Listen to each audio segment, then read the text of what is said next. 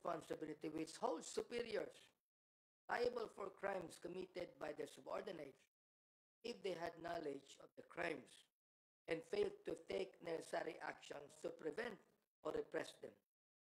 The killings order under former President Duterte's so-called war on drugs meet all the elements of willful killing, the crime against humanity, under Section 6 of RA 98. Facts are clear. Haba ito, no? First, willful killings affected thousands of civilians, with the International Criminal Court estimating between 12,000 and 30,000 deaths between July 2016 and March 2019. Second, the victims were primarily civilians, suspected by police authorities to be involved in drugs. Third, these killings occurred in a widespread, systematic attack across various cities, municipalities, provinces throughout the Philippines. Fourth, these killings were executed under a state or organizational policy, namely anti-drug campaign of former President Duterte, which included a national system of rewards, this hierarchy. Duterte's admission in the Senate hearing, made spontaneously and as an admission against interest, is binding upon him. This must be recognized as evidence all present and future cases relating to the war on drugs. What we witnessed during the former president's testimony was a shocking normalization of brutality, a normalization of death, and a disregard for due process that has infected our legal institutions. Duterte's nonchalant attitude towards life itself lies at the root of the thousands of deaths during his term. His casual language, his swearing in formal proceedings, mirrors the erosion of his standards in his administration, where the value of life itself was cast aside.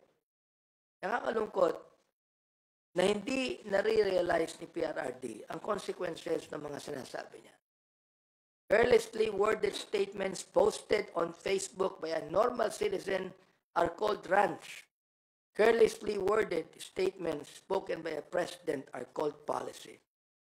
And his coarse language, his casual swearing even in formal settings, which we saw again and again yesterday in the Senate, mirrors this erosion of his standards. What we witnessed during his time in office was not just a disregard for societal norms and the standards of the office he once held. It was a disregard for human life. It was a dismissal of the processes and safeguards designed to protect the life and liberty of our kababayan. Kita ninyo, naging katanggap-tanggap ang pagmumura, ang pagpatay. Naging katanggap-tanggap, pinapalakpakan siya. Are these the values we want to pass on to our children? The recent Senate hearing also laid bare another troubling truth. It is nearly impossible to hold a fair and objective inquiry when those who should be testifying are instead influencing the very proceedings. When resource persons are faced with figures like Senator Bato de la Rosa, there is no level playing field. The environment is one of intimidation, designed to silence or steer the narrative. Any witness who dares to speak out is at risk of being bullied o dismissed. Oo, may right si Senator Bato and even Senator Go to defend themselves. That is their right. A right denied to the thousands who could not defend themselves. Senator Bato, ay kung talagang sila ay matatapang, kung naniniwala kayo na wala kayong kasalanan, then show some real delicadeza and appear to our hearings where your statements can be challenged and cross-examined. Mga kababayan, yesterday we also saw how the former president was given a platform to rewrite history, to gaslight the nation by justifying acts that led to the thousands of deaths. This was not a hearing in the service of truth.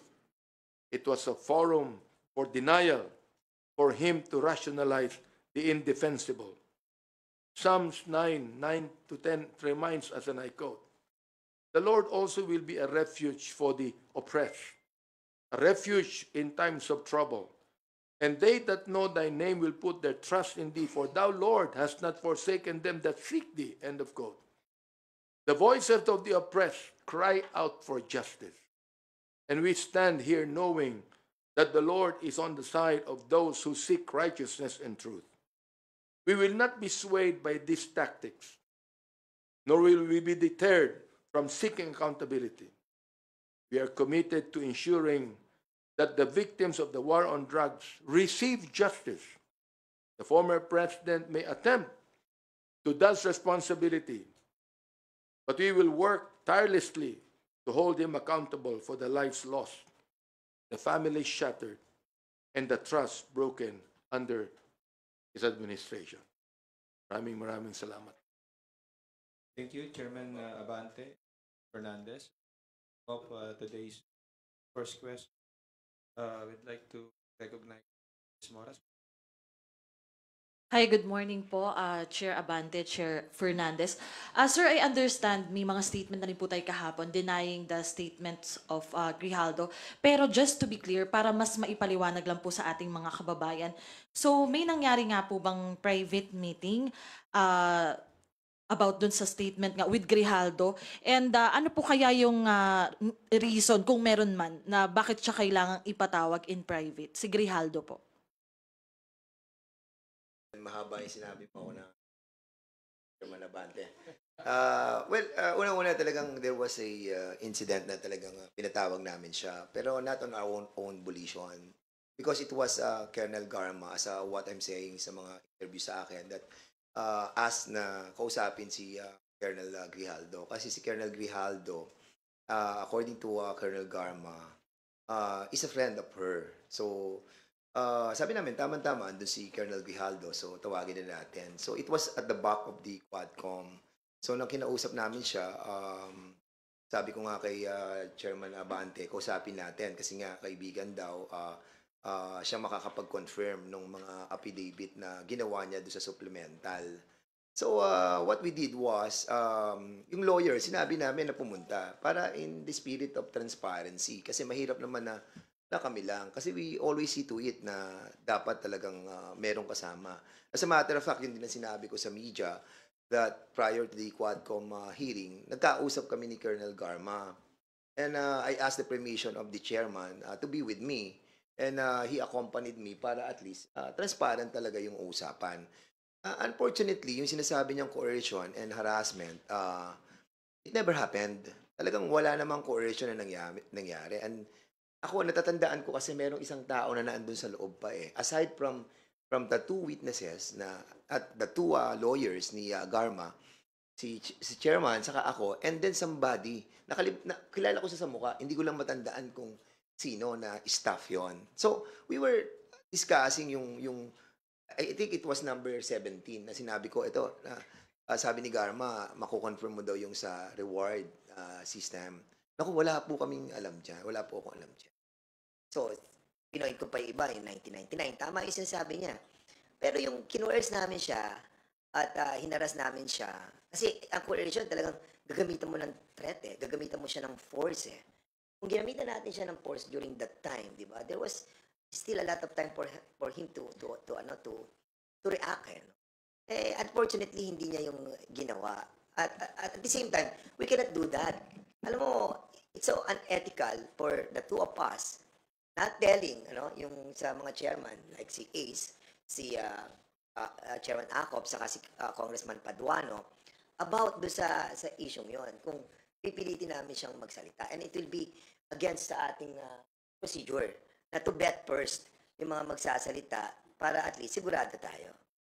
So yun yung tunay na nangyari. But of course, may din ako sinasabi na issue na yung reason kung bakit niya ginawa yon. Well, yun yung aking analysis dun sa pangyayari. Bakit nila ginagawa to against us? Well, Unang-una, demolition yun.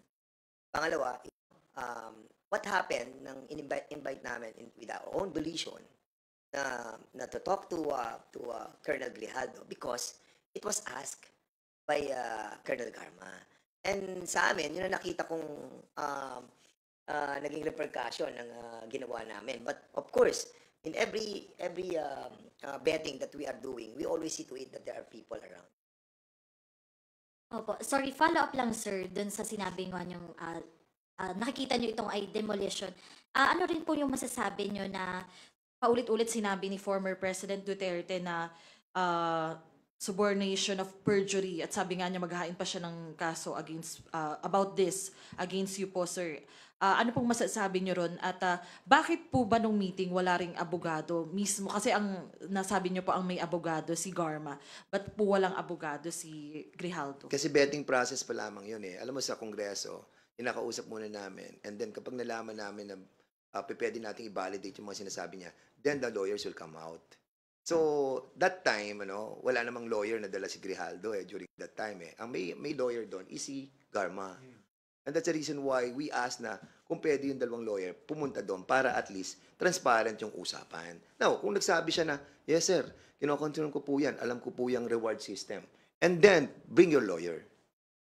Yun ang namin, yun ang sistema ng procedure namin sa betting eh. Kasi otherwise, kung una pala may co-coerce na namin siya. Alam namin, babalikan kami niyan. We're not like that. And you have to remember that we have a lot of evidences already. As a matter of fact, yung ating pong sinasabi natin na corroborative, na-corroborate na eh. Actually, hindi naman kay Colonel Garma nagsimula yan eh. Doon sa dalawang PDL na kinorroborate ni Jimmy Portalesa, na kinorroborate ni Warden Padilla. Saka lamang dumating si Colonel Garma. Saka lang dumating si Commissioner Leonardo.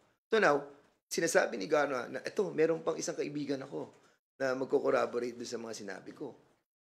Well, actually, kahit wala siya, hindi nga siya pinag-uusapan namin. Kaya nagulat ako nang nandun na lang siya, nagsasalita siya against us. Well, script nila yun eh. Bahala sila doon. Well, panindigan niya kung ano magiging repercussion sa kanya. Dahil nga, we will not take that sitting down. Of course, yung kanyang affidavit na kinores, hinaras, and under oath siya, mabigat yun. And now we will do something. And this will be collective.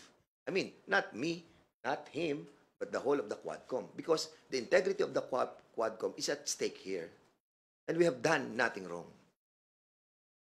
Sir, sorry, yung sa statement lang po ni former President Duterte about subornation of perjury, ano pong masasabi nyo doon na is, he even said na magpa-file siya ng case about this? Well, ako, carry on. We will take action on that. Kung magpa-file sila sa amin, then yun ang mga repercussion of the things that we are doing for the Quadcom and for the Filipino people. And if this is the way that we need to act on certain things that happen, then we will confront the issue. Next questions from Tina Pangaliban Perez of GMA7. Sir, clarification lang. Sinabi niyo, script nila yon. Kanino po? Kung nag-affidavit siya doon, tapos, well, actually, sa totoo lang, kaya ako nasabing script yan. Alam niyo kung bakit? Kasi nga, during the time of our investigation, yung kay Colonel Andulan, yung sa issue nung namatay si Cesar Perez, na kung saan si Colonel Andulan, siyang humuli kay Councilor Norbin Tamisin ng Los Baños, Laguna. And I am very particular of that issue. And then suddenly, yung CCTV lumabas. Nakita natin na wala naman si Norbin Tamisin doon. And sniper yung tumira kay Mayor Cesar Perez. Si Colonel Andulan from Batangas, siyang humuli kay Norbin Tamisin. So, when I was asking the Colonel Andulan about ano yung relationship mo kay Gerald Bato, sinabi niya na na-assign siya doon sa PNPA. At sa PNPA, during that time, yung anak ni Gerald Bato was in school, first year as plebo. So, yun ang sinabi ko, yun ang relasyon mo. And then suddenly, yung issue. binanata na niya ako, and ako nag-simmer down ako noon. Hindi naman ako masyado sumagot. Sabi ko kasi hindi naman ako, kasi siya nga yung nag-mention ng babysitter, nagbe-babysit daw yung anak ko, ganun-ganon. Pero yung anak niya, hindi niya hayaan mag-babysit. And of course ako, nasaktan ako doon. Kaya sabi ko, wala akong mini-mention na nagbe-babysit yung anak mo. I don't want to demean the position of the men in uniform. But sa kanya mismo, sabi ko, wag sanang ganon. Tapos hindi na ako masyadong sumagot doon. Sabi ko, pag nagkausap kami ni General Bato, magkakausap kami ng maayos. But unfortunately, ito yung lumabas. Diba? Si Grijaldo, lumabas doon, may affidavit. Hindi naman siya yung pinag-uusapan natin dito sa Quadcom. Then suddenly, siya yung naging focal person doon sa kanila. So, I think there is a correlation about this. Sir, clarification po ulit. Are you saying it's a script of Colonel Grijaldo and Senator Bato? Yes, parang yun ang kanilang narration sa mga pangyayari dito. At dinala nila sa Senado si Grijaldo. Sabi nga na isang press sa akin kanina, sino ba yung Grijaldo? Sabi ko, yan yung kaibigan ni Garma na isinama niya dun sa meeting namin na kung saan nabago na yung narration ni Colonel Garma na dumating si Colonel Grijaldo. And that I think we have to investigate why si Colonel Grijaldo na dumating sa meeting namin with Chairman Ace Barbers, hindi na niya na-reveal yung katotohanan. And then yun na nga, doon na nag-boils down yun, imbisigahan na namin si Chairman Garma, si GM Garma. Opo. Sir, sabi po ninyo, the Quadcom will not take this sitting down. May legal action po ba kayong binabalak? And kung meron po, sino po yung kakasuhan nyo and ano pong kaso? So we haven't talked about it yet, no? But ako, sa akin, kami ni Chair, actually ngayon lang kami nagkita ni Chairman Abante. But of course, parang hindi naman tama kung we will take this sitting down, no? We need to ferret out the deeper reason why this happened, that somebody will take his oath doon sa Senado and telling lies against the Quadcom. Hindi naman ako lamang ang tinira dito, but the whole of the committee. And it is incumbent upon the leadership of the Quadcom and the House as well to take action on this. Because I think he is under preventive suspension. If I'm not mistaken, because involved siya dun sa pagkamatay ni Barayuga, he is under preventive suspension. Kung he is under preventive suspension, somehow you can relate that he's doing this because yun na nga, trying to get even with us. So sana wag sa ganun. Wag sa ganun pamamaraan. We are all well, I believe that we are in the democratic way of our government, and okay lang yan. Basta harapin na lang namin yan kung ano mangyayari. And we will talk about it. Opo. Sir, babasahin ko lang po yung patanong ng office, although this was already mentioned kanina by Kong Abante. Ano ang mga gagawin sa mga pinagsasabi ni former President Duterte? Ano ang pwedeng ikaso? Makakatulong ba ito sa ICC? And I will add my own question. Kasi, di ba, dati nag-turn over kayo sa OSG ng documents for civil proceedings. May gagawin din po ba kayong ganong action in relation naman po sa criminal cases na connected po doon sa testimony ni President Duterte sa Senate? Well, nabanggit ko na, binanggit ko yung Republic Act number 9551, no? Na entitled noon, the Philippine Act on Crimes Against International Humanitarian Law, Genocide, and other crimes against humanity. Hindi kami magdidemanda I mean, sa amin po, sa Quadcom, sinabi namin pa ulit-ulit we just want justice to be done. Bilang chairman ng Committee on Human Rights, we just want justice to be done. Now, naniniwala naman kami sa war on drugs Pinapaniwalaan namin yan Ayaw namin ng drugs sa Pilipinas Ayaw natin manatili ang mga drug laws sa Pilipinas. Pero, was it necessary to kill more than 20,000 people para lang ma-stop yung drugs sa ating bansa? No.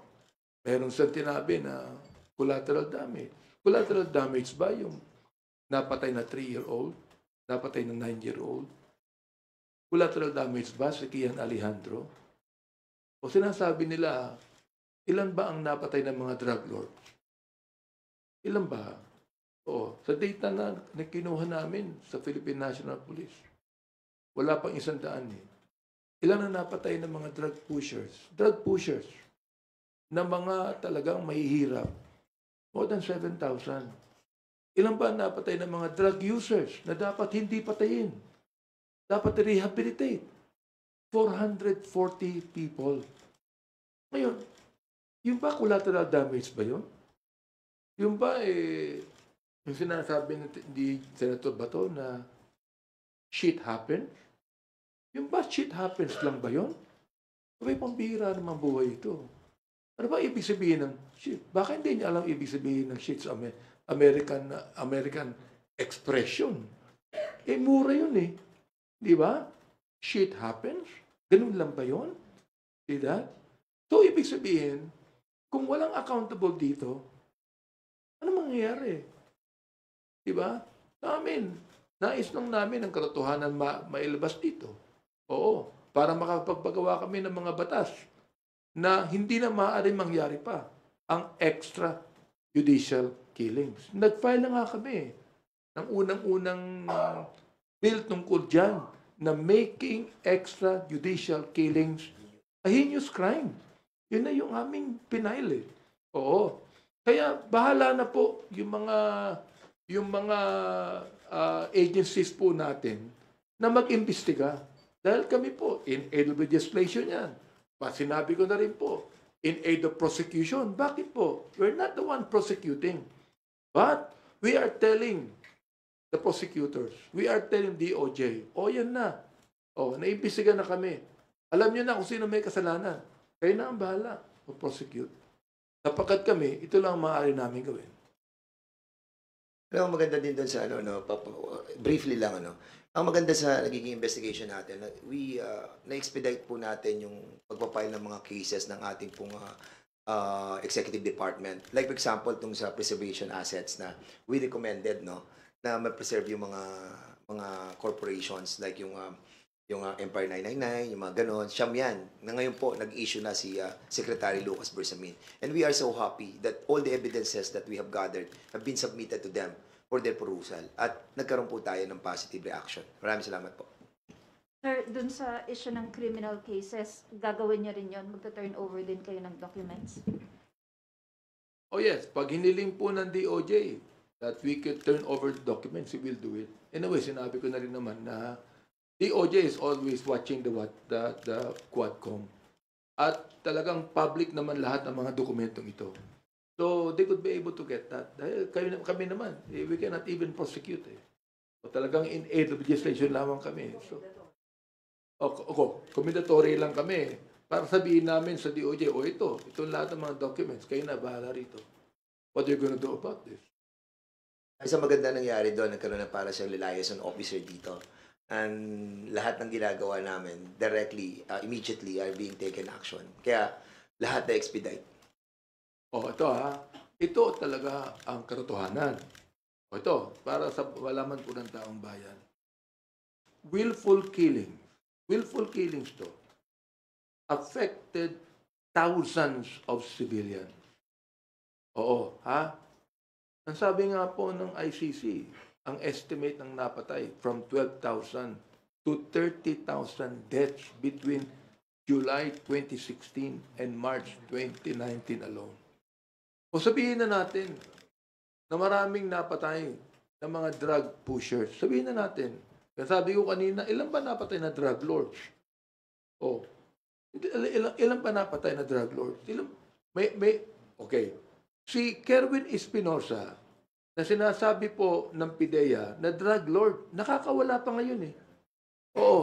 Okay. Nakakapagtaka, yung former administration, lahat na-dismiss ang kaso ni Kevin Espinosa.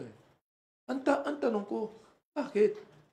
Sinabi ng PIDEA hanggang ngayon, nasa drug list pa ang pangalan ni Kevin bilang drug lord. Ba't ba siya nakakawala? Kung talagang drug lord siya, Hulihin na siya. Oh, bakit andun siya nakakawala? Oh, napatay ba? Hindi. Sinong napapatay? Yung mga mahihirap na mga tao na ang sabi po ng iba, kaya kami naging drug pusher, pulis din ang nagbibigay ng drug sa amin. Oh, nakausap ko ang isang tao. Ang sabi niya sa akin ganito ha, oo, karamihan po daw ng mga drug pushers, pulis ang nagbibigay ng drugs. Ano pong ibig sabihin nun? Di ba? Na, alam natin na sinabi ng ating Pangulo na ako na lang, ako ang responsable. Huwag niyong pagbintangan ng mga kapulisan ko. Eh, ba't niya minumura yung mga pulis? Ba't niya minumura yung mga pulis? Ba't pinabayaan niya? Sino ba nag-utos na patayin? Shoot them dead. Sino ba nagsabi nun? Siyempre na-involved din ang mga kapulisan natin. O yun naman pala ang sabi ng leader natin, commander-in-chief pa natin yan. Titirahin na natin to. May reward pa. So ang tinatanong ko, ano ang pagkakaiba ng drug pusher na yun lang ang kanyang trabaho? Mahirap na tao ito na kumikita sa drugs para makakain sila. Anong pagkakaiba niyan sa pulis na pumapatay din ng drug pusher upang magkaroon ng pera? Anong pagkakaiba? Wala pagkakaiba eh.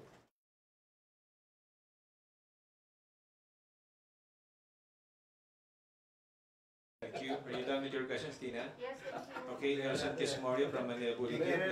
Please.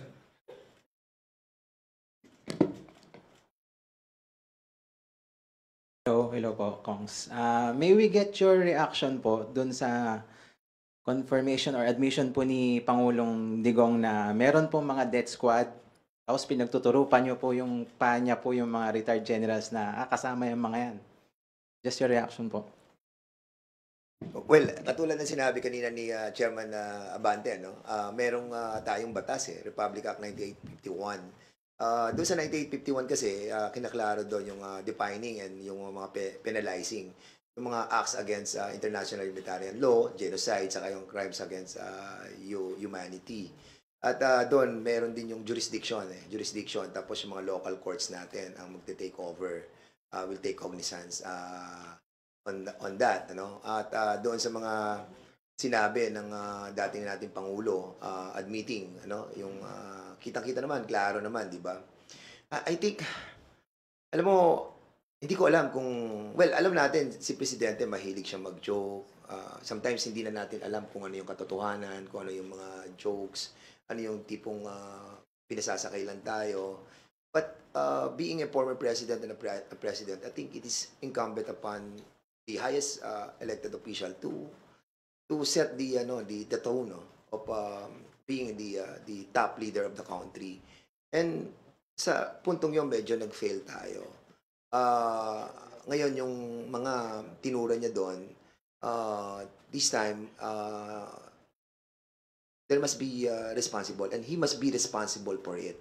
And accordingly, pag binasa mo yung Section 8 ng Republic Act 9851, lumalabas din yung command responsibility ng mga superior. And him, being the superior of the land during his incumbency, he will take responsibility on Section 8 of Republic Act 9851. So, even yung binabanggit ni Chairman Abante about sa 9851, nung binasa ko rin kanina, nakalagay doon sa Section 15 that international laws and other laws will be the source of the courts under jurisdiction of this country.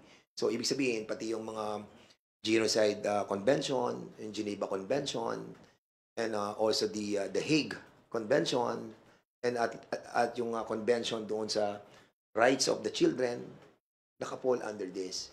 Kaya I think we need to use this Republic Act 9851 by the Department of Justice. Naman, kung sagutin ko yan, ako'y nagpapasalamat sa ating former president na at least naging honest siya. Inamin niya kasi tinanong namin si Colonel Patay, wala raw DDS O ngayon, yung dating Pangulo na nagsabi meron. Nung mayor pa siya, Nung mayor pa siya, meron. Eh, nung Pangulo na siya, hindi pwedeng sabihin wala na yun. Di ba? And that is binding on him. Yung kanyang admission in the Senate hearing. Oh.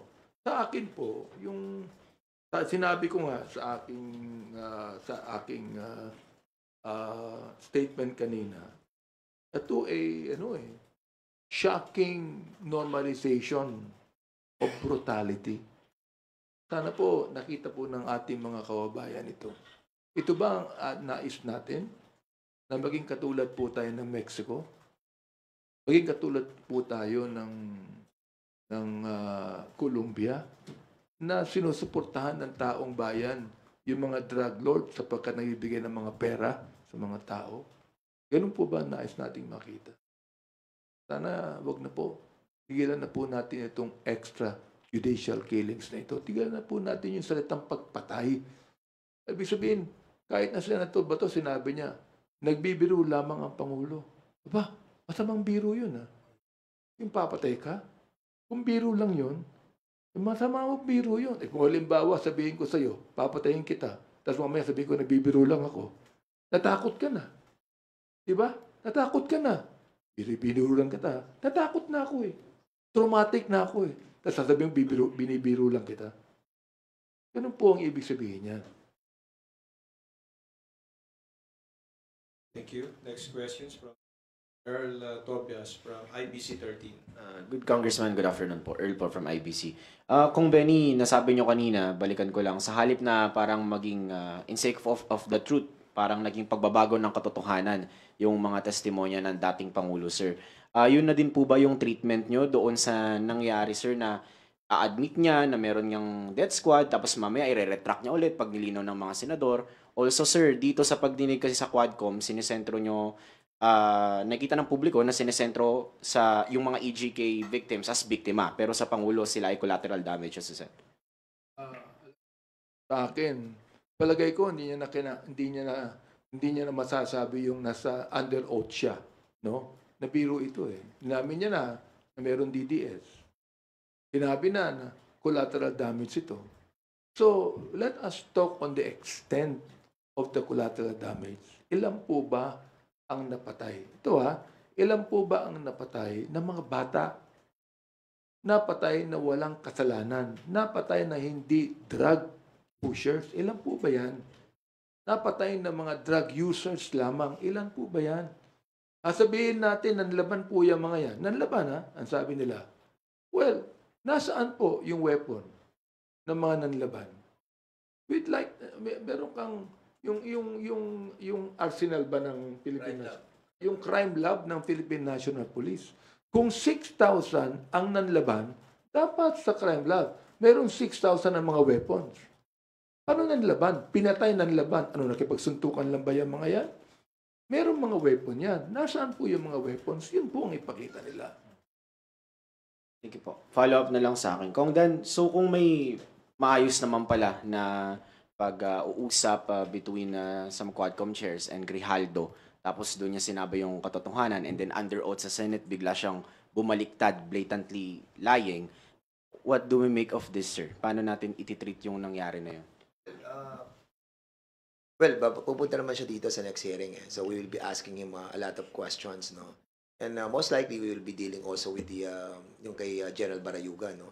Kasi hindi pa kami nakaka-focus doon. That's the reason why he was being invited. Kasi once na may nagtatanong ng mga members, ang pinag-uusapan yung kay General Barayuga, he'll be present kasi siya ang Chief of Police. But yun na nga, na-involve yun. So, ito na yung pumasok. So, treat natin yun as siguro.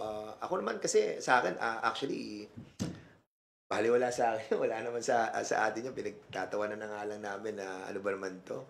Wala na silang maibato sa Quadcom na para bang they're trying to make a story. Now, ngayon, kung i-consider nila as truthful talaga yon at maninindigan siya sa susunod na hearing na talagang totoo yung mga sinabi niya, then we will take the consequences of that. Kasi we will not take that sitting down. And we'll be giving him another chance na sa susunod na hearing, he tell us his story. Ako, I'm pretty sure there's a story behind it. And di bali sana kung hindi namin siya nakausap nung bago mag-testify si Colonel Garma. He was there. He was there and he was not even been invited. Nagulat na lamang ako nandun siya. At hindi ko siya kilala. Sabi ko, sino yan? Eh, ano yan? Tao yan ni General Bato. Ganun ba? Sige. So, we will try to see it. Gusto ko lang idagdag. May nababanggit na baka inappropriate yung aming pagtawag sa kanya. Sabi ko, appropriate to eh. Number one, human rights. Binibigyan mo ng karapatan yung tao, hindi naman siya namin pinilit ipatawag eh. Pinatawag namin siya sapagkat nais niya na ipatawag siya. Sapagkat si Colonel Garma, sinabi niya, classmate ko to. Kaibigan ko, classmate ko. Ito lang ang kaibigan ko, classmate. So, we decided to talk to him para malaman sa kanya. Ito hindi ko alam kung taktika yung ginawa niya eh. No? Pero ito yun siya ang chief of police sa Mandaluyong. Napatay si General Barayuga. Nasaan ang report? Wala. Walang report. Walang police report. Siya ang chief of police ng Mandaluyong. Walang police report. Anong ibig sabihin ito? Ang sabi ni Colonel Garma, marami siyang alam. Anong ginawa niya? Yung mismong kaibigan niya at classmate niya, nilaglag niya. Yun ang problema doon. Hindi ba? Yeah, actually, sinabi nga niya doon sa hindi naman daw niya kaibigan. Parang pagkakasabi niya, classmate lang ako. Parang natatandaan ko yung sabi niya, classmate lang ako. Wala ko alam dyan. Mga ganon. So, ako, nung marinig ko yun, sabi ko, sa sarili ko, wala to. So, the betting stopped. Sabi ko ganon. So, ako, I went out. Tapos si Benny, sumunod na rin. So, yun yung story doon. So, I hope lumiwanag yung kanyang kaisipan. Kasi nga, wala naman siya sa story doon sa buong concept na inimbestigahan namin Doon lang siya sa isang peripheral issue, yung kay Barayuga. Di ba? Doon lang siya nakasama. Nagugulat kami at nakikisaw siya sa isang bagay na hindi naman siya involved. Kongs, last from me. Kong Benny, doon sa pagdinig, na-mention ng dating Pangulo yung termination, yung tutudasin kita, na-mention niya as viable option yung pagpatay straightforward as form of eradicating drugs or other criminal act. Pero bilang chairman po ng Committee on Human Rights, ano pong weight na ninormalize supposedly ng Pangulo yung ganong approach? Unang-una, again, salamat at binanggit niya yan. No? Salamat, gano'n ang attitude niya. Terrible, kung ganun po ang utak ng isang leader ng bansa, kawawa ang buong bansa. Di ba? I mean, look binanggit din ni Tony Del Giorno. Nabanggit po namin yan sa Quadcom yung neutralize. Di ba? Yung neutralize, negation, na ang sinasabi, kill. Kahit po si Canes Pinedo, sinabi niya, kill din yun Kahit na po ang PIDEA, sinabi nila, kill din ang ibig sabihin nun Tinignan ko yung Webster's Dictionary. Ano nakalagay? Kill din ang nakalagay doon. Oo. Tapos, binanggit ni Senator Bato, hindi naman po sa aming rule, kill yan. Arrest. Ba't hindi arrest ang tawag? Bakit neutralize? Sana arrest ang tawag sapagkat dapat lang arrestuhin. Due process Di ba? Kahit suspect yan, nakalagay sa ating konstitusyon, a suspect is not guilty, di ba? Is innocent unless proven guilty. Alam po ng taong bayan yan So arrestuhin natin. Ikorte natin ito. Ikulong natin kung kinakailangan. Pero sasabihin niyo sa akin, arrest? Pinapatay na agad Yun po ang question dyan, mga kaibigan. Dagdag lang kasi when he was the president of this country, akala natin yung mga sinasabi niya papatayin, ikaw mayor ganyan, Biel Mabilo, magtago ka na sa pinanggalingan mo. Akala natin lahat yun mga jokes. Alam natin na may samang joke yung sinasabi ng presidente. Nasanay na tayo doon Then suddenly nakita natin yung mga patayan. So balitang, mayroong patayan.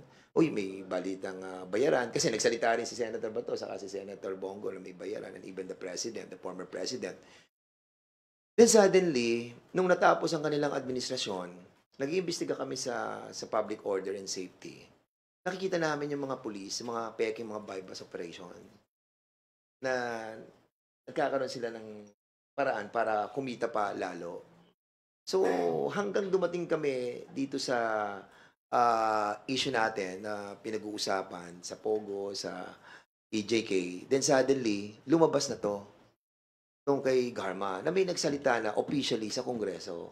So ngayon nare-realize natin na lahat ng mga sinabi nila during their administration, now may katotohanan na.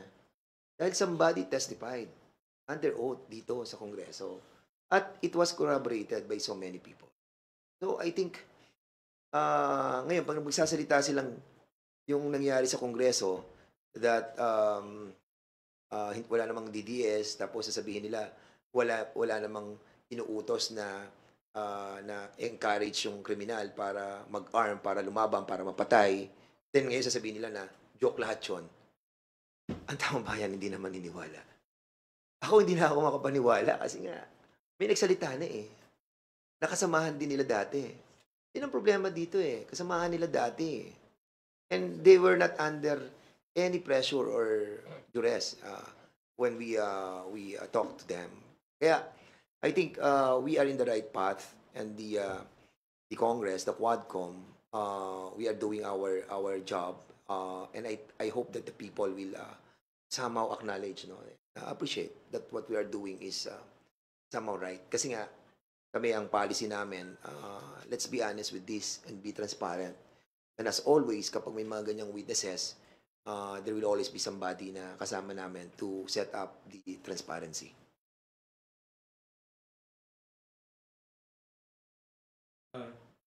Billy Vegas from Abante. Your question. Pihitin ko lang po ng konti. Kumusta na po ba si Michael Yang? Kasi parang hindi na siya nababanggit ulit. Ngayong hearing namin ng November 6, it's about dangerous drugs. So doon na makikita natin yung kabuuan ng mga matrix that will be presented by the chair because siya yung sa dangerous drugs eh. So by Wednesday expect na ang pag-uusapan po natin yan sila Jimmy Guban, yung mga sa drugs and everything. So ayun, magkita-kita po tayo doon. Ako rin, gusto kong kumustahin si Michael Yang eh. Oo. Mukhang wala sa Pilipinas eh. Mulang naga-around the world. Oo, si Michael Yang. Siguro, di ba matawag natin yung Tony Yang, di ba? Yung kanyang kapatid, papatawag po natin yan. Kasi talagang ito, tatlong bagay ito eh. Ang Senate hearing, isa lang ang pinag-uusapan, EJK lang eh. Ang Quadcom. Kaya apat kami, pinag-uusapan yan. Pogo, drugs, EJK. Lahat to related eh. Di ba? Kaya pag-uusapan po, huwag kayong mag-alala, pag-uusapan po natin yan. Hingi lang din po ng reaction doon sa sinabi sa Senate kahapon na ayaw niyo raw magbigay ng address. Mga gusto nila ipatawag. Yung address? Well, actually, ang inaano ngayon, para nadinig ko, na yung address doon sa kay Kerwin Espinosa. Kasi ang ating COMSEC, they course it through the PNP. Hindi naman tayo ang direct na nag-imbita kay Kerwin Espinosa. Ang nag-invite doon, si PNP. So, dapat ganun din ang gawin ng Senado. Huwag nila i-course through sa atin. I-course through nila sa PNP. And doon sa kay Jimmy Guban para nadinig ko rin ata, yung kay Jimmy Guban. I-course through nila yon sa Bucor. Not sa amin. Kasi nga, may responsibility yung protection and security ng mga PDLs is under the Bucor. Not with the House of Representatives. Kaya, I think they're barking on the wrong tree. So, I hope that they'll be careful about it. Sandro Chona from Billionario. Hi, Kong Benny and Kong Dan. Sir, personally, kayo po ba naniniwala na may inamin si former president kahapon? So, tingin niyo po ba may pag-ako on his part? Kasi, ang binabanggit po kaninang umaga ni Attorney Panelo, wala naman daw inamin. Figure of speech lang daw yung Davao Death Squad. Unang-una kasi, hindi naman resource speaker si Tony Panelo eh. Abogado siya eh, ni dating Pangulo. So, hindi naman siya resource speaker. Pangalawa, nakita naman natin inamin ni former president, yung talagang responsibility niya, inamin niya, inako niya eh. Yung mga pagpatay na yan, yung DDS niya, inako niya yan eh. Ngayon, kung sasabihin ng ibang mga abogado niya na nagbibiro lang siya, hindi ko na alam kung anong, sa totoo lang, sabihin ko sa inyo, pag ako sinabi sa akin na papatayin ako, matatakot ako eh. Di ba? Oo. Tapos sabihin sa akin, hindi, nagbibiro lang ako. Mahirap yan tayo. Ako tingin ko kasi that era was already passé eh. That's already done. I mean, let's face it, we evolve, to find out that those kind of treatment to the Filipino people about joking on serious matter will not be considered rightly by the Filipino people now. Kasi nga, I think the Filipino people are now waking up na nakikita po nila na may mali. Precisely because somebody na within their group have spoken about these things. So, tapusin na po natin yung mga joke-joke kapag once na nagsabi ka na doon. That's it eh. Di ba? Sometimes, like for example, yun sa edad din po ni former President Duterte, and the way yung style niya ng panunungkulan for so many decades, we have seen yung strong personality niya. And he cannot change that anymore. Being an old person. And I think, nagmamanifest yun doon sa kanyang speaking from the heart. At pag nasasabi niya, nakikita ng mga lawyers niya na mali. So, sinasabi na lang nila na joke. Pero, ako, I understand yung situation ni Presidente. Being a mayor for so many years, tapos naging presidente, naging strong, then suddenly, babaguhin niya yung style niya. That's hard. That's hard. And that's the reason why meron siyang mga generals na nakaikot sa kanya to remind the people na hindi yun ang ibig sabihin ng presidente. Pero tapos na po yung era na yun. Dapat ayusin na po natin. So, sir, tingin nyo wala nang kawala? Talagang dire-diretso na dun sa crime against humanity and possible makarating nga ng ICC, gamitin sa ICC yung kanyang pronouncement at pag-amin? Kasi alam nyo, I'm pretty sure, dapat ako, hindi ako pabor dyan sa ICC na ever since nagsalita na ako sa niyan dati pa. But of course, the international community is really watching. The Republic Act 9851, nakita ko rin yan, nabasa ko na meron pala tayong batas na gano'n. Yung jurisdiction over this matter will be under the Philippine courts. And establishing special courts can be done by the DOJ according sa Republic Act 1951, and all the international laws must be considered as well. Now, kung magpa-fail po ang DOJ on doing their job on this matter, then the more na ICC will take cognizance. So I think it's really up to the DOJ to do their work. Sa akin, parang mas maganda na domestically na lang siya ma-prosecute, no? Para pag halimbawa, ang DOJ nagsabi na mayroong prima facie evidence na dapat siya ay ma-prosecute at ni-charge ng court dito, hindi na siya papatawag ng ICC. Dapat mayroon na ritong tinatawag na proper judgment ang ginagawa ng ating bansa Diba? Yun ang sa amin. Ako, naintindihan ko naman ang kalagayan ng ating Pangulo tulad ni Congressman Fernandez. Yan po namin yan kasi wala nang naging mayor siya. Magulo sa Davao Nung naging mayor siya, talagang sa Davao magulo. Ang daming NPA, ang daming drug pushers. Ginawa niya, nilinis niya. Yun din ang kanyang ginawang template sa buong bansa. Naunawaan ko po ang ating Pangulo tungkol dyan. Subalit, hindi niya pwedeng i-skirt ang responsibility ng isang leader ng bansa.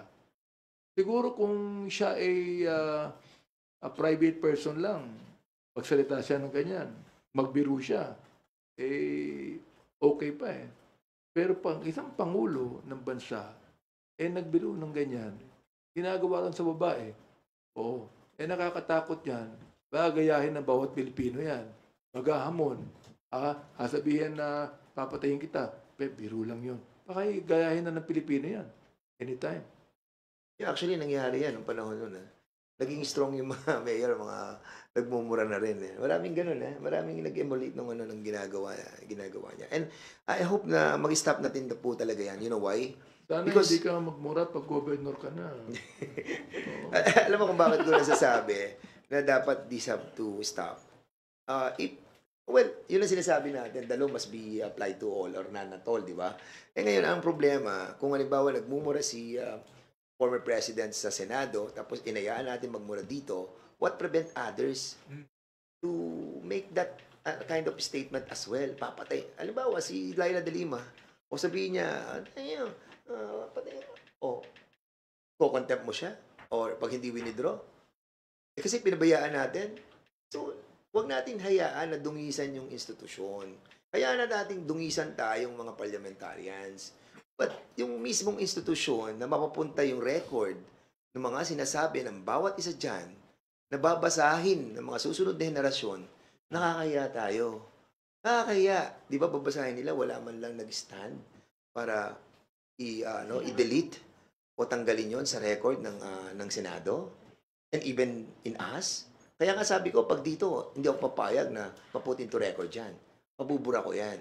I mean, that I'm Point of order. I'm pretty sure all of the chairman and all the members will agree with me na hindi po natin pwedeng ilagay sa record yan. Lalabas dyan yan lahat ng mura.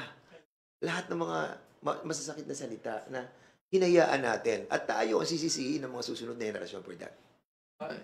I like our people to know na lahat po ng pronouncement ng Pangulo, kahit na pagmumura niya, recorded po yan sa Malacanang.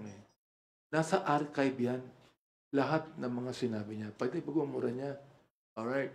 Kaya nga ako, pag may program ako, o mayroon akong nasasabi, kahit sa pulpito, may mga nagbabasa sa akin, minumura ako Bakit? Alam ko kung saan galing yun Di ba? But the thing is this, yung PI, hindi lang mura yan Nanay ko, tinutukoy mo dyan Nanay ko yan Terrible, mahal ko nanay ko Ba't mo kinakailangan murahin? Kung gagawa ka ng PI. Oo, siguro, yung gago matatanggap ko pa Kung talagang gago yan Yung tarantado, kung talagang tarantado yan. Sinasabi ko yan sa pulpito Kung talagang tarantado ka, hindi mura yan, totoo yan. Pero yung PI, pambira, pagtanggap ng ating kababayan yan, minumura mismo yung nanay niya, hindi ko katanggap-tanggap sa akin yun. Sir, last na lang. Sir, so if in case na pag umattend siya sa Quadcom, tapos ganon, anong gagawin natin, sir? Point of order. Yeah, ganun. Tapos we will try to remind him. Tapos pagpaulit-ulit pa rin, then we have to take action. Well, ako, ang nakikita ko dyan, I try to tell this to Chairman Ace. Sabi ko, kapag gano'n, nagsalita siya ng panay mura inabot natin doon. I think we have exhausted yung mga bagay na itatanong sa Senado. To be honest, candid with that, ay yung magandang nagawa sa Senado na umamin si former President about the DDS and also yung trying to convince yung mga criminals to take arms and for the PNP to kill them. So, yun, na-establish natin yun. And sabihin na nilang joke yun, whatever, bahala sila. Pero na-establish natin doon sa statement nun.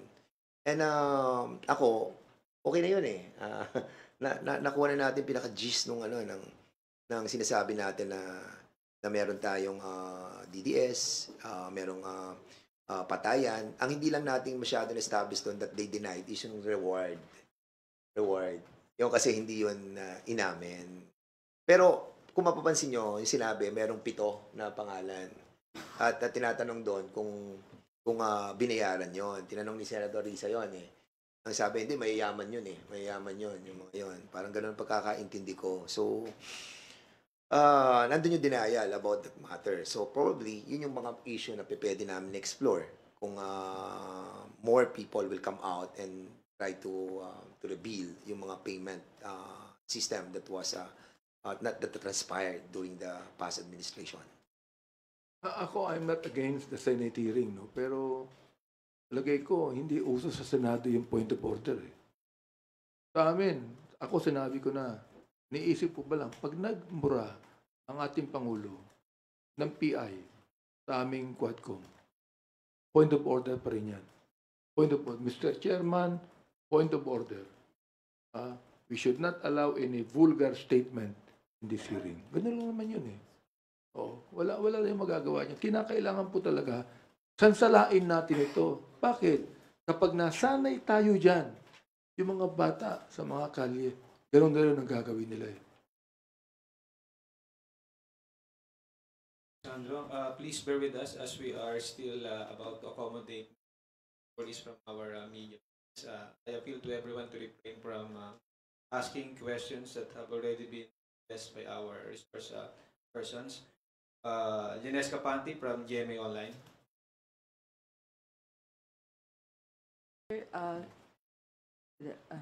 Morning. Sir, follow-up ko lang po yung kay Colonel Garma. Senate President Escudero said it's very important for her to appear in the Senate drug war probe. Is the House allowing her to go there? Or as far as you know, does she want to testify also in the Senate? Well, ako, talagang dapat mag-appeal siya doon. No? Sooner or later, she'll be there din naman as well. Unfortunately, prior to the last committee hearing natin, noong October 22, nagpapaalam na yan about yung kanyang condition. And it's a long letter to us. She was talking about yung esophagus niya eh. Kasi parang meron siyang dito na naka-block na hindi siya makalunok. And actually, hindi namin siya inalaw na hindi maka-attend noong October 22. And because after that hearing, we allowed her na ma-consider yung medical check-up niya. And it happened na I thought Sunday siya pupunta para maka-attend siya ng Monday. Pero yun nga, Monday pala siya umattend ng medical check-up niya. So kay Leonardo, siguro after niyan, ilang days lang naman yung COVID. So, we can attend. Nakatanggap kami ng urgent motion, di ba? From the lawyer na talaga matindi ang sakit ni Colonel Garma. So, kami naman, hindi naman namin pwedeng, sabi ng urgent motion na this is another human rights concern, no? Yung right to life. Naniniwala ako dun eh. So, hinayaan namin siya makita ng mga doktor sa Cardinal Santos. I do not know if he's Cardinal Santos now, no? O nagpapatingin si Cardinal Santos. Oo. For medical check-up. Balita namin, baka ma-ICU pa siya because of that. So, she cannot actually speak properly, mentally speaking, kung harap siya sa Senado. Although kami naman, we will not prevent the Senate from calling her to testify. Release Colonel Garma. That is all. Not yet. Nalip na yung contempt? Hindi pa. Follow-up po yung President Duterte kasi, former President Duterte kahapon was qualifying the responsibility. Said, taking responsibility for policy. Cannot take responsibility for specific crimes kasi isa ni Senator Risa, how about this kid who is armed? Si Ian, Carl Anthony, Reynaldo de Cruz. That's the name. Kasi nga yan nga eh. Acceptable ba yung qualification niya na for specific crimes, I cannot take responsibility? So how do you respond to that? I mean, is that an acceptable argument? Yan nga problem eh. Di ba may mga pronouncement siya. O sige, patayin niyo na. Kung bahala sa inyo, sagot ko kayo. O then suddenly ngayon, pag may mga specific crime na nagawa, like for example, inarm mo yung you're trying to tell yung criminal, o sige, mo siya, i-provoke mo siya para patayin siya ng PNP. So ginawa ng PNP. Alam mo, ito kasi, well, the level of knowledge of the president and all the generals and the chief PNP, they are far more intelligent eh. Let's accept it, Yung mga lower ranks, like for example, yung mga sergeant, teniente, major, captain. So ngayon, hindi yung negation, yung kanilang elimination, ng negation na sinasabi nila, hindi naman nakarating yun sa lower ranks eh. Sa kanilang yun, tinago nga yun eh. O di ba, they accepted sa Senate na it was being hidden. Now, ang bigat ng naging repercussion sa ating mga kababayan, you have to understand na hindi nga pantay-pantay ang level ng knowledge ng ating mga kapulisan. Merong mga mabababa, with all due respect with them, na hindi nila alam kung ano yung mga inuutos sa taas na hindi na ba nabababa properly sa kanila. Basta ang alam lamang, sige, patayin yan, sagot namin kayo. O now, ngayon, pinatay mo yun, ikaw responsible na pulis dyan, so sagutin mo yan. O paano yung sinabi niyang pronouncement nila, nasagot kita? Kaya ngayon sinasabi ng presidente, sagot niya niya lahat. Pero in the proper court, hindi naman pwede yun. Hindi naman pwede ituro nung pulis na ako ang nag-utos sa iyo directly na meron direct knowledge at may witness. Wala namang ganun eh. Sinabi lang niya yung pronouncement niya. Tapos sinasabi ng mga generals niya, ng mga lawyers, joke lang yun. So ngayon, meron nang nangyaring krimen. O, bahala ka na. Yan ang problem na na-encounter ng mga kapulisan natin. I think it's a deception in the highest level that we have to accept the real situation of the members of the PNP. They have to confront yung mga issues and cases that will be filed against them. So I will never question the knowledge of the president being a lawyer, and a former prosecutor. Pero malinaw yung Republic Act 9851 eh. Oo. Kasama dun yung command responsibility or conspiracy. I mean, ang question ko, logic lang to logically. Ano ba ang basis ng pagpatay? Di ba policy? What is the policy of the government during his time? Shoot them dead. So bakit mabatay yung mga police? Gusto mo nilang pumatay? I don't think the policemen would like to kill eh. Hindi, ayaw nilang pumatay. Oo, nais ko din sabihin na nakakaawa din yung kapulisan nila na sinasabi nila, we are just obeying the command of the higher up. Kawawa po sila eh. So sa akin, logically speaking, what is the basis of the killings that have happened? Ang dami niyan. Policy. Who pronounced the policy? The former president.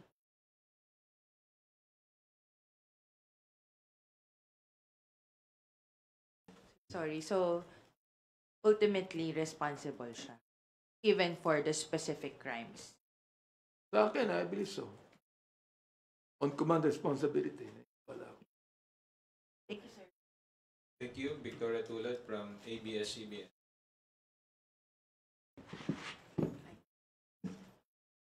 Thank you. Good afternoon po. Sir, meron kasing iba na iniisip na suspicious yung pag-meet po ninyo kay Grijaldo outside of the hearing itself. Can you just explain po, part ba siya ng process talaga na Kongs meet resource persons, talk about certain stuff outside of the hearing? Well, actually, of course, you have to validate and verify. Meron kami tinatawag na betting eh. Yung betting, alamin mo kung talagang totoo yung mga sinasabi. Like, for example, yung kay Colonel Garma na sinasabi niya na kaibigan niya yon. Ako, I can confirm that kasi prior to that meeting with Grijaldo doon sa back ng Quadcom, na-meet ko na si Grijaldo doon sa meeting namin prior to that. So, basically, nung sinabi niya kaibigan niya yon at kaklasmate niya, naniwala ako doon. At ang sinabi niya na, yan ang makakapag-testify doon sa mga sinabi ko sa affidavit. So, binigyan namin ng chance. But that betting process that was done to Colonel Grijaldo, ako lang yon, saka si Chairman Abante. Hindi pa yon alam ng ibang chairman. And that's the reason why wala pang lawyer si Grijaldo doon. And even us, wala pa rin kaming lawyer. But during that time, we see it proper to include yung lawyer ni Garma dahil sila yung nag-request na kausapin si Grijaldo during that time, which we did. Unfortunately, yun nga nangyari. lahat naman ng mga affidavit na ginawa ng mga witness namin was done with the help of their lawyers, yung kanilang mga abogado. Siyempre, alam naman ng ating kababayan yan, no? Colonel Garma, for example, tinanong namin siya, why are you now changing your statement? Sinabi naman niya, I have a change of heart. Sabi niya, I now want to speak the truth. At sinabi pa niya, the truth shall set you free. Oo. And then she made a supplemental affidavit on that with the help of her lawyers. Ganoon din naman Grijaldo eh. Kung gusto niya kumuha ng abogado, it's up to him. Sapagkat he is also accountable. Binanggit po sa amin ni Colonel Garma, marami siyang alam. And he is also fully accountable sapagkat nung pinatay si General Barayuga, wala natanggap na report mula sa kanya. Wala siyang ginawa bilang Chief of Police at that time in Mandaluyong. And then, do you think nabawasan po yung credibility ng Senate hearing dahil hindi nag-inhibit si Senator Go and Senator Bato? You just have to think about this, parang ako, posado ako, and I am part of the jury. I'm interrogating yung mga resource persons. And pag ganun ang sitwasyon, what will come out to the investigation? It's not proper to be a part of the jury, And I think it's, inappropriate and not allowed, Like, for example, sa states, hindi naman pwede yung ganun. So, common sense dictates that don't be a part of any investigation that ikaw mismo involved. Ako, if ever that I'll be involved in any case, being ang chairman of Committee on Public Order and Safety, I will inhibit myself and I will transfer the responsibility to my vice chairman. Kasi I think mababawasan talaga yung credibility investigation. Hindi magiging balanse ang hearing, for example, because mayroong biases. Sa Quadcom, makikita ninyo na wala kaming biases. I mean, balancing hearing po namin. Lahat kinakausap yan. So, and sorry to say, Senator Bato is always defensive, no? In fact, nakita ko, ang tinatanong ni Chairman Coco Pimentel, si Senator Bato na eh. Diba? Samantalang they should interpolate the witnesses and the source speakers, not try to defend themselves.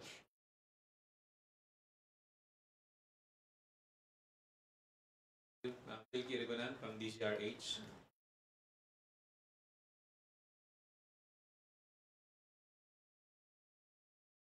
To Congressman Abante and Congdan. Ang sabi ni Congdan kanina, okay na yung hearing sa Senate. So meron pang pangailangan pa na ipatawag ang former president sa hearing ng Quadcom? Or it's just a waste of time? Or it's just proper to just file cases to save time? Ako, ang explore na lang natin if ever yung reward system. Dun sa mga DDS na sinabi niya na meron, tapos encouraging the policemen to arm the criminals to fight back. Yun, established na yun. Even there are a lot of justification on those wordings.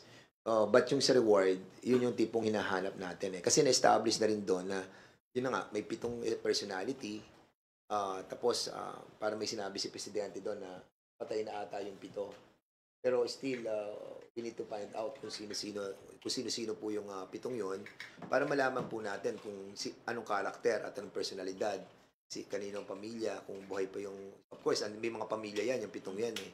So maybe we can ask the members of the family of those 7 people so malaman po natin kung ano nag-istorya nung kanilang partisipasyon doon sa sinasabi po ng ating pong former president about those 7 people.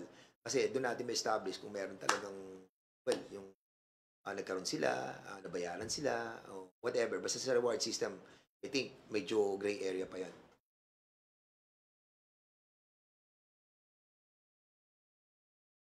Just one follow-up lang, sir. As chairman of Committee on Human Rights, Cong Abante, do you support the recommendation of Congresswoman Castro to submit Duterte's Senate confession in the ICC? What? To To submit? submit. Well, I have always been true to my statement since we started the EJK hearing that I'm not going to allow the ICC to get our documents for that. Anyway, they could be able to do their own investigation on their own. Diba? Hindi na kailangan yung tulong ng Quadcom o tulong ng aking committee on that. No? In fact, naniniwala kami na the ICC is watching all the proceedings. Kaya meron silang documents tungkol dyan. So, maganda yung sinabi ni Congresswoman Castro. Yet, I still would like to say na let them do a separate investigation. Oo. Not use us for their own investigation. Yun lang ang sa akin. Thank you. Kat Borbes from Radio Pilipinas. Sir, clarify ko lang po yun dun sa inviting former president still sa Quadcom. Sabi niyo po, next week, November 6, will be about illegal drugs. Would you ask him din po ba to attend para po mabigyan linaw din po yung connection niya with Michael Yang? Or reward system lang po talaga yung habol niyo from the former president? Yeah, if ever that the president will notify us about his intention to be a part of the next hearing, then we can adjust the agenda that we set already. Basically, madali naman natin ma-adjust yun. At mag-focus lang muna tayo sa lahat ng mga tanong kay Presidente. At kapag nakuha na natin po lahat ng mga sagot, then we can let him go. So, hindi naman po, kasi marami na nasagot sa Senado eh. And ako, particularly, kapag ako, hindi ko natatanong yung mga bagay na yun. Kasi nga, ano na yun eh, na manifested na yun eh, na under oath. So, kunin na lang natin mga bagay na medyo hindi pa klaro sa amin. So, yun po yung ating kasagutan. Ako naman, meron akong reservation to invite the president kasi nasabi niya na lahat eh. Ang gusto niya sabihin sa Senado eh. So ano pa ang nais namin makuha sa kanya, no? Just for him to be present there.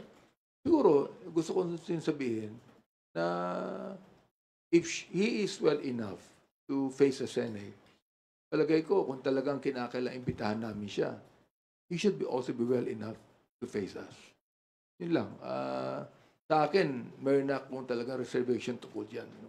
Because I think that what he said in the Senate is enough for us to know what actually happened in the war on drugs in the former administration. Sir, next lang po. Doon po sa Senate hearing, lumabas po si Muking. Meron po ba tayong coordination with the Senate po kung paano po siya mapapadalo po dito? Yung COMSEC natin, we tasked them to look for Muking. I don't know precisely what the communication that had been done with her, no. But since nandyan na siya, there's no stopping for us to invite her. Most likely that can be answered by the COMSEC. But a while ago when I asked him, we invited her already. So most likely darating yan. Kasi alam mo may procedure eh. Una invitation, tapos show cause order, and then afterwards saka mo siya is-cite in contempt. But andun pa lang tayo sa show cause order. Sir, last na lang po on my end. Ano pong message natin doon sa mga kapulisan na meron pa pong alam tungkol po dito sa mga iniimbestagahan nating issue? Given na parang ang nangyayari po is pinagmumukha ng Pangulong Duterte na siya yung knight in shining armor nila by taking the responsibility. Pero yun nga po, tulad ng sinabi ninyo kanina, hindi naman po tatayo yun sa korte. Ilan-ilan lang naman yung I think yung sa reward system. Tapos yung sa mga patayan, yung mga nakakatanggap ng reward, well, siguro feeling guilty sila. But majority of the 220,000 strong PNP men in uniform and non-uniform, majority dyan talagang walang alam eh. Alam ko, naniniwala ako na there are certain areas that this program were initiated. So I hope that those who have knowledge about this, no, must come out. Kasi ang pananaw ko, nagkaroon talaga ng deception, na deceive tayo dun sa order. Nagkaroon ng confusion and deception. And that's the reason why somehow, siguro, masasabi natin, marami din sa mga kapulisan, ang masasabi natin, hindi nila ma-differentiate. Nagkaroon ng gray area eh. Ito ba yung legitimate order? Pero, i-arm mo yung parang papatayin mo, parang, di ba? So, hindi klaro. Kaya, I think, ako ang position ko, hindi, I'm not talking about the whole of the Quad Committee. Ang position ko, since nagkaroon ng confusion and deception, hindi lahat na naging involved doon are somehow 100% guilty. Nagkaroon ng, ng, alam mo yun, na ikaw, subordinate ka, utos sa ito ng boss mo, ano gagawin mo? Susunod ka. Lalo na yan, mga PNP officials yan, PNP, men and women. So, pag sinabing itong order, sundin mo.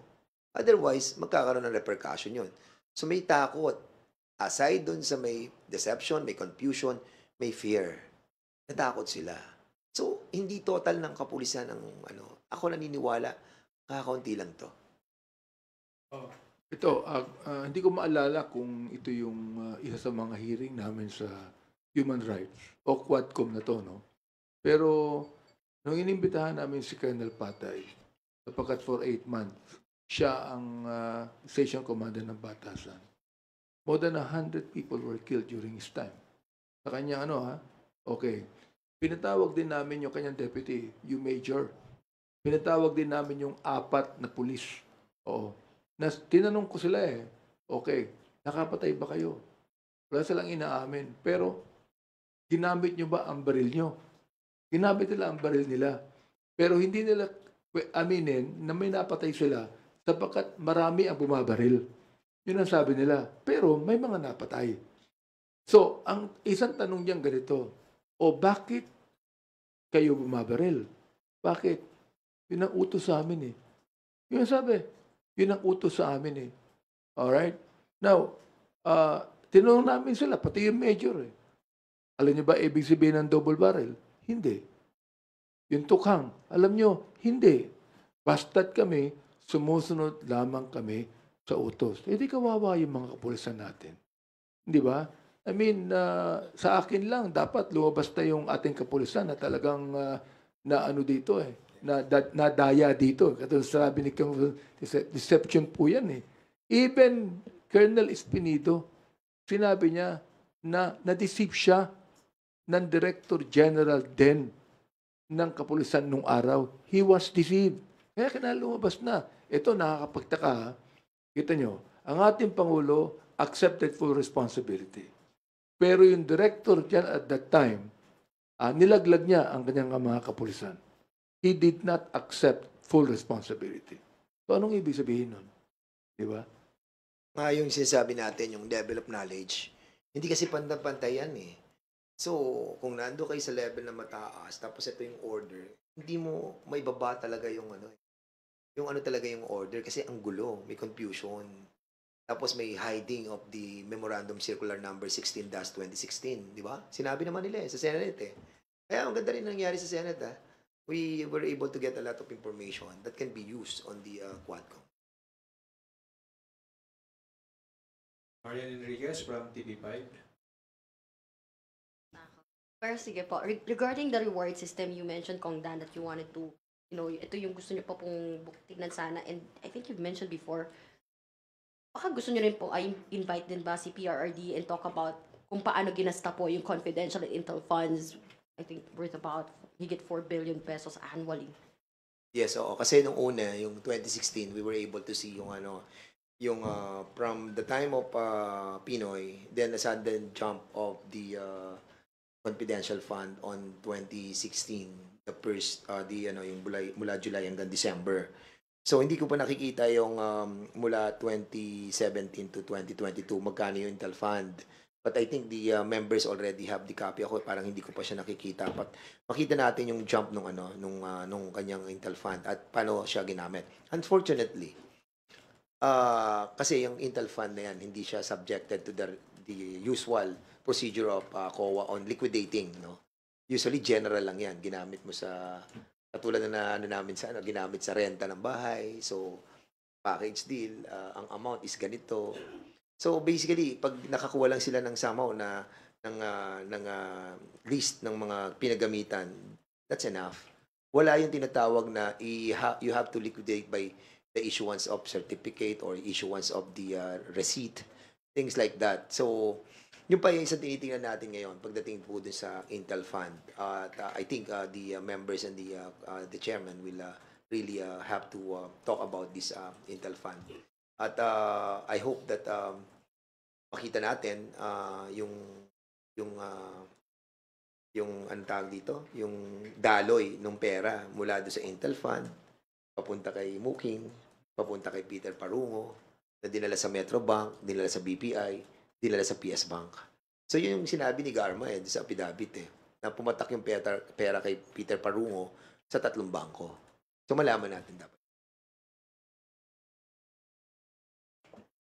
Follow-up na lang po muna dun sa pick-up ko po yung kay Ate Linesca Panty kanina regarding dun kay Garma. Many would ask about the timing po nung pag-grant sa kanya medical furlough kasi especially Senate inquiry and she's invited po doon.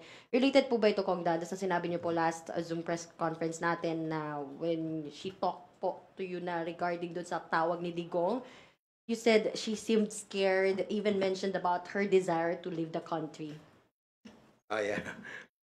Di pa nakakuha ang permit para sabihin yun Pero palagay ko merong ano siya, may connection doon sa pagtawag. Kasi alam mo, the best person talaga that can answer that is si Colonel Garma. Alam mo, actually ayoko talaga siyang pangunahan because I haven't got any authority from her yet. Kung talagang tinawagan siya, diba? Pero inamin naman niya na tinawagan siya. Pero yung mga issues that was tackled, no, yun ang hindi natin ma-reveal, no. We observe also yung request, no. Ako kasi ganun kami, wanted to preserve yung trust and confidence that we will not reveal any of the information that she said na hindi naman in relation to what we are talking about. Merong mga issues na hindi naman yun ang pinag-uusapan. So let us see, mula sa susunod na hearing. Second and last na lang, sir. You said about Grijaldo trying to get even with us. Wala na silang maibato sa Quadcom. There's a story behind this. What's the story po? Do you think na... Well, ako, nakikita ko yung story kasi nga medyo naging something personal to kay General Bato, Senator Bato, during that time that I mentioned about yung kay Colonel Anunda tungkol dun po sa PNPA that he was assigned as a technical person ata. But yun yung medyo nababanggit ko na medyo nagiging something na gumawa sila ng paraan to get even with us. Klaro naman kasi, no? Tapos si Grijaldo pa na binabanggit nila na tao daw ni General Bato. Well, in accordance with sa kanila usapan nila yung common friend namin ni Colonel Garma. So basically, yun ang nakikita ko na play nila to get even with us. And I hope I'm not wrong, but that is my own theory. Sorry, may pakaba lang po na clarification. Asking po si Gab, lalo ng inquirer. To clarify lang daw po, sir, nag-testify po ba si Colonel Grijaldo before the Quad Committee? Kasi sabi niya, he was harassed na parang may gustong ipa-confirm sa kanya. Pero did he testify during the previous hearings? Kasi tinanong po siya ni Senator Coco Pimentel kahapon kung may affidavit ba siya. Sabi niya, wala naman po. Wala nga, kasi nga hindi naman siya pinag-uusapan doon sa Quadcom Kasi nga ang issue lang niya, naging chief of police siya ng Mandaluyong. Doon nung mamatay si General Barayuga. That's it and that's all. Wala na kaming alam na issue about him. Until such time na si Colonel Garma asked us para i-approach si Grijaldo. Sabihin na i-confirm yung kanyang affidavit dahil kaibigan niya at kaklasmate niya. So, yun lang yung reason kaya kami lumapit sa kanya at tinatawag namin siya likod. Sana pala ang ginawa natin, kinausap na natin sa floor, sa ano na lang eh. Actually, doon na lang namin ginawa. Actually, nawala na rin sa isip ko kasi request na gustong kausapin namin. Pakiusap yun eh. O sige, sabi ko, sige, patawag na, nandito lang naman tayo. Di ba? Sir, sorry. Isa siya sa pinatawag namin eh. Although, hindi na namin siya natanong eh. Wala. Andun lang siya. And then later on, sinabi ni Colonel Garma, pwede bang kausapin niyo? Yun. Ang sabi po ba ni Colonel Garma, he would know, he would confirm that what I'm saying is Yes. ganon. Sinabi niya sa akin, marami siyang alam. Oo, kasi kaibigan nga daw niya, classmate niya. And ako, na-confirm ko na classmate siya, saka kaibigan siya. Kasi nga, nung unang usap namin, bago mag-testify si Garma, andun siya sa Ascot. Sa Ascot Hotel. Doon ko sila pinatawag kasi nakikiusap sila. I think 2 beses, 3 beses silang nakikiusap sa akin na harapin sila. Ang sabi ko, hindi, doon na tayo sa hearing. Doon na tayo, kasi marami na kaming na-research na namin yung nila mga issue nila Pero meron nga daw, gusto daw umamin. So, kaya pinagbigyan namin. So, nung pinagbigyan namin, pinatawag ko si Ace. Yun na nga, that happened.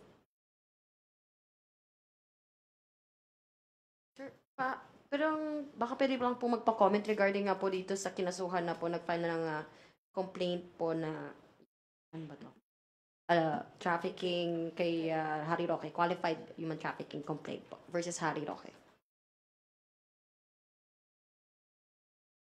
Okay, nag-file ata dyan, PAOK PF.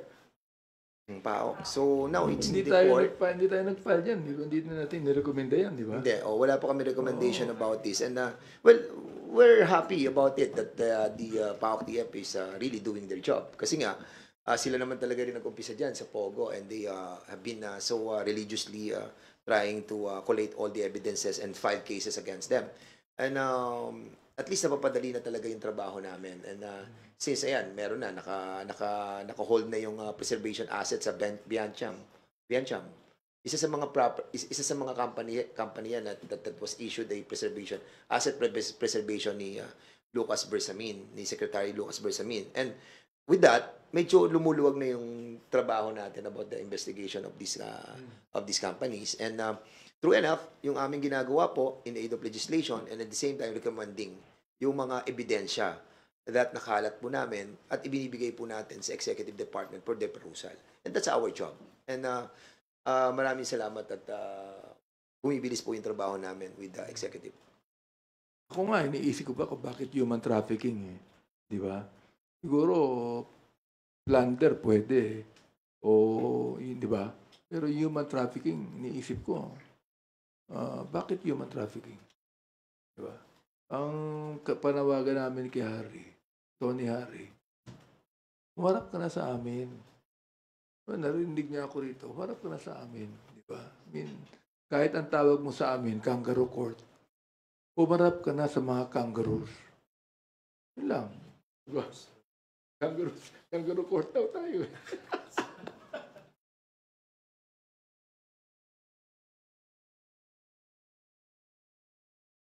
With your questions, Marian. Okay, Rosalie Cas from UNTV, if you're recognized. Good afternoon po, sir. Hingi lang po ako ng categorical answer. Do you want former President Duterte to be prosecuted under RA 9851? Well, batas po yan And yun yung sinasabi natin na the law must be applied to all or none at all. So, if we can do that to a small level of our Filipino citizen, why not on the highest? I mean, prudence dictates that we need to do our job. It might be painful to others, but of course, if something is committed against the existing law of the land, then we have to face the consequences. And kung ako tatanungin mo, former president natin siya, may mga nagawa naman po siya sa ating bansa. But yun na nga, meron din mga nagawang hindi tama. But yung mga hindi tama, isusulit po natin yan. At lahat naman po ng ginagawa natin sa mundo ito, pagbabayaran po natin yung mga mali. Di ba? So I think it's just proper that the existing law, yung law ng RA 9851 must be followed, and hayaan natin the will of the justice mas prevail. Ako, sana hindi na eh. Kasi, number one, matanda na siya. Number two, he's not always feeling well. Sana hindi na. Pero, he admitted under oath sa Senate hearing. No?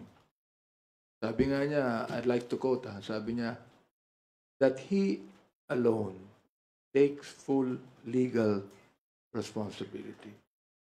Ayun lang, yung Republic Act 9851,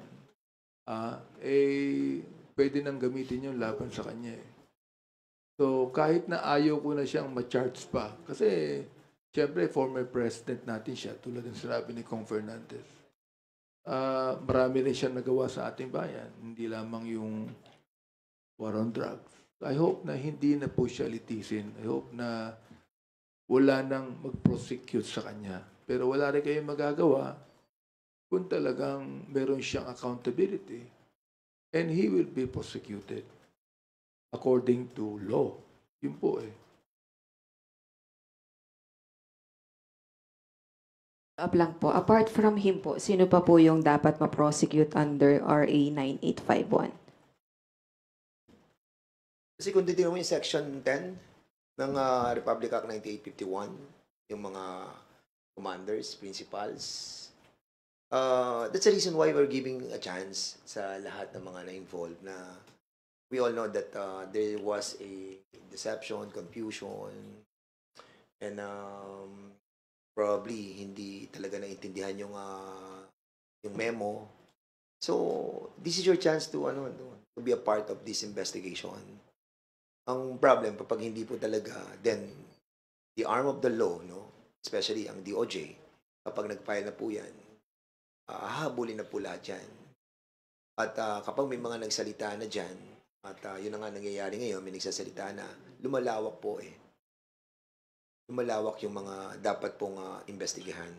But of course, kami po, ang gagawin po namin, because I think we have to wrap up also the investigation in the soonest possible time because it's election time. I think DOJ will have a much deeper. No? Magkakaroon pa lalo yan kasi hawak na namin yung yung malalim na investigasyon, din lalo pa nilang lalaliman yan. So, dun napapasok yung mga iba na baka mapasama. So, I think we have to remind all those who have been involved in this to come out, no? Because, after all, ano yan nung kakatulad yan, sabi ko, naging pare-pareho tayo naging biktima dyan eh. So, do your share, please. I remember, hindi pa nagsibigay tayo ng mga dokumento sa Office ng Solicitor General, di ba? Because yun dapat namin gawin eh. So, perhaps, kung pag sinabi ng DOJ, isapin namin ng mga dokumento, we will do that. Kasi na ang bahala kung anong gusto nilang gawin doon. No? Perhaps, kung yung question mo na baka mayroon pang ibang prosecute, well, baka sabihin natin, si Senator Bato, for example, o si Director General Sinas, o yung iba dyan. Pero palagay ko, ang ituturo nila, yung higher up eh. Yung nag-utos sa kanila eh. So, ang magiging yan, papaksak din yan sa lap ng ating dating Pangulo. Thank you. Kenneth Basilio from Business World. Hello, magandang hapon po. So yung question ko lang about sa naging statement ng CHR kahapon na nagkaroon sila ng legal impediments pagdating sa pag-acquire ng mga files pertaining to or concerning us sa mga EG. Are we looking at possibly crafting a law that would strengthen ba yung capacity ng CHR to acquire such files? So, I already filed a bill giving the CHR prosecutorial powers. Talagang the CSR can only investigate, but they cannot prosecute. Kaya sabi ko nga, bigyan natin ng ngipin ang CHR na gawin nila ang kanilang magagawa, even to prosecute those that they think are actually guilty. Yun yung bill na aking final. I think it was filed about a year ago pa. And follow up lang sana ulit. Let's circle back dun sa ICC. Yung admission nga ni former President Duterte, doesn't this already make the case for the Marcos administration to coordinate nga with the tribunal? And you, Congressman Fernandez, mentioned nga na close,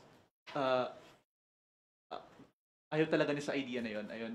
So, may mga conditions ba tayo na nakikita na magpapabago sa isip ng ating mga congressman? Ayun.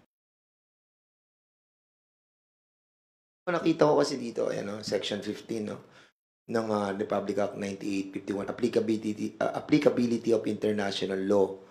Applicability of international law in the application and interpretation of this act.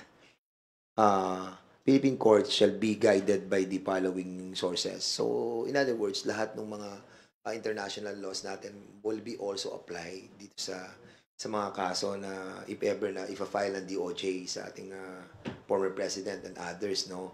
But we are not discounting as well na yung ICC, di ba? They take cognizance on those crimes that were committed at sinasabi nila na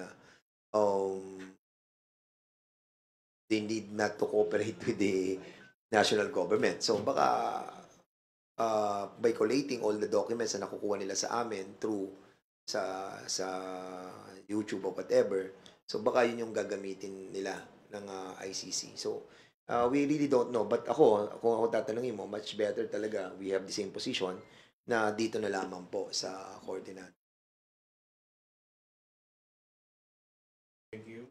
For today's last question, may call on Red Mendoza from Manila Times. Hi, Kong. Ako yung last. Kong Dan, first of all, may isang DDS supporter si Crisette, sinabi niya, or she's pushing her followers na wag kayo iboto sa Laguna. Kasi daw po, and well, I hope hindi kayo offend dito sa sinabi niya kasi sinabi niya mukha daw kayong Pokemon na congressman, na Jologs. Your comment lang po. Ano ba ibig sabihin ng Pokemon? Hindi ko masyado naintindihan yun. Yung Pokemon na Monster. Monster. Well, sabi naman ng nanay ko, pogi daw ako. So, well, kanya-kanyang interpretation. Pero kung makaka-apekto po ba sa candidacy niyo sa governor itong kung sa tingin niyo po? Well, ako I'm doing my share in delivering yung mga what I can do to the people of Laguna. And as a matter of fact, ngayong bagyo, lumuwas lang ako dahil dito po sa presscon and I'm going back again doon para mag-deliver. Alam niyo po yung Laguna po ngayon, inikot ko po ang buong Laguna mula San Pedro hanggang doon po sa Mabitak, dulo ng lalawigan na Laguna. Kalapit po kami ng Lakeshore. And majority of our people na nakatira sa Lakeshore, nakalubog pa rin po sila. So they need assistance kasi hindi sila pumupunta sa evacuation center. Dala po tayo ng dala ng mga biyaya at mga ayuda doon sa evacuation center. Pero yung mga nakalubog na hindi pumupunta, hindi nadadalan. Kaya mamaya po, pupunta po kami, lagi ko namang ginagawa yon. Mula noon pa, mayor pa ako, congressman ako. Kapag lumulubog po kami nung Ondoy, talagang doon po ako nagdadala ng mga pagkain para po mabigyan yung mga kababayan na nakatira at hindi nakakapunta sa evacuation center. Now, ang tanong kung makaka-apekto ba sa akin itong ginagawa namin. Let the people decide. Alam niyo po, ano yan yung lahat ng pagtakbo is a destiny kung manalo tayo because of what we have done right here, and the people will tell us that hindi ka namin boboto because of what you have done to the former president. And then other people will tell that I will vote you because what you have done to the people of the province of Laguna. Then let it be. Let the people decide. At yung mga si Pokemon, anong pangalan niya? Crisette Chu. Sige, kung taga Laguna siya, pumunta siya doon sa amin, makipag-usap siya sa akin para makita ko rin kung anong kagandahan niya. I mean, alam mo ito sinasabi ko, ang mga bashers, we accept that because we are living in a democratic society. Okay po yan As a matter of fact, tinutulungan pa nga nila tayo eh. Dahil yung engagement natin, tumataas daw yung ating mga viewers, o yung mga bashing. So, mas marami kong bashing kaya pero ako sa akin, sinasabi ko, let them be. Kasi nga, ano yun eh, damdamin nila yun eh. We respect that eh. And who knows, maybe someday, makita naman nila na maganda yung ginagawa ko. Baka mamaya iba naman ang sabihin nila. Parang politika yan. Minsan, kalaban mo siya. Then suddenly, magiging kakampi mo siya. Yung mayor, minsan nag-aaway kayo. Tapos magiging bati kayo. Governor, yung congressman, yung consul. Ganun yun eh. And then yun yung process. And I hope that that lady will have delivered that statement. Basta lagi tayong peace. I love you. In relation to what he said, din naman, merong nag-comment na bakit sa EJK ang pinag-aaksa nyo ng panahon samantalang ang dami ng salanta ng bagyo. Di ba? Ito ang gusto ko lang sabihin sa nag-comment na yan. No? Kahapon, I think it was the other day, ang aming church ay nabigyan na ng 1 million. Eh. Saan? Sa Albay. Saka sa Camarines Sur. Yan ba distrito ko yan? Hindi. Ano pang ginawa ko? Tinext ko si Secretary Gatchalian. Sinabi ko sa kanya, pwede ba magpadala ka ng food packs sa Albay and Kamsur? Tumugot siya. Sabi niya, give me the contact person. Pinadala ko yung contact person. Nagpadala siya kaagad. Oo. Kahapon, nagpadala siya ng 660 food packs sa Kamsur. So, kahit na busy kami sa Quadcom, ginagawa namin responsibility para makatulong sa ating mga kababayan. Ako, hindi ako congressman ng Bicol eh. Pero tumutulong pa rin ako eh. Yun lang ang nais kong sabihin, tumutulong pa rin ho kami. Huwag kayong mabahala sa amin. Pero alam mo, yung Pokemon, tanyag yun ha. Akala mo. Pero alam mo, kaya nga hindi kami naghihiring eh. Because we gave chance dito sa pagtulong sa ating mga kababayan. Kasi nga, medyo pag mag-hearing kami, mape-preoccupy po kami. Kaya we decided na November na po kami mag-hearing. Last question na lang po on my end. Kasi nag-ask po ako ng reaction from Secretary Panelo tungkol sa sinabi ni Kong Benny tungkol dun sa, since under oath nga si PRRD, na hindi na raw mababawi yung death squads. Ito ang reply niya sa akin. He does not know what he is talking about. If he is a lawyer, it makes it worse. Your reaction po, Kong Benny. And last na lang po, kasi kahapon po, sinabi rin po ni Senator Padilla na, oo nga, we're investigating the EJK. Paano naman daw yung mga biktima ng mga addict, mga ni-rape, mga biktima daw ng mga pusher, na he's saying na kung if we're putting this investigation into EJKs, dapat investigating na natin yung reason why it happened. Yung mga criminal daw na mga durugista. Kasi yun ang lumalabas sa social media ngayon among the Duterte supporters na parang ang dating is pinoprotektahan daw yung mga durugista. Your reaction? Okay, ako, sagutin ko yun, no? Yung mga victims talagang dapat investigahan po yun, di ba? And we have the system to investigate that.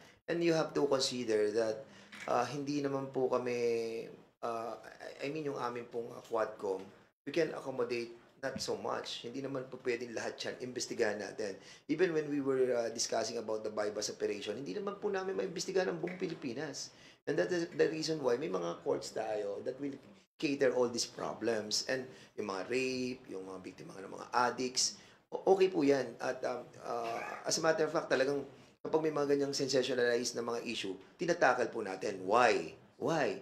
Para to prevent yung maulit-uli yung mga ganyang klase ng krimen. But kung iimbestigahan mo lahat yan, saan naman tayo pupulutin? Hindi naman po natin kakayanin yan. So I think that's the answer that I wanted to relay to our compatriot doon sa higher chamber.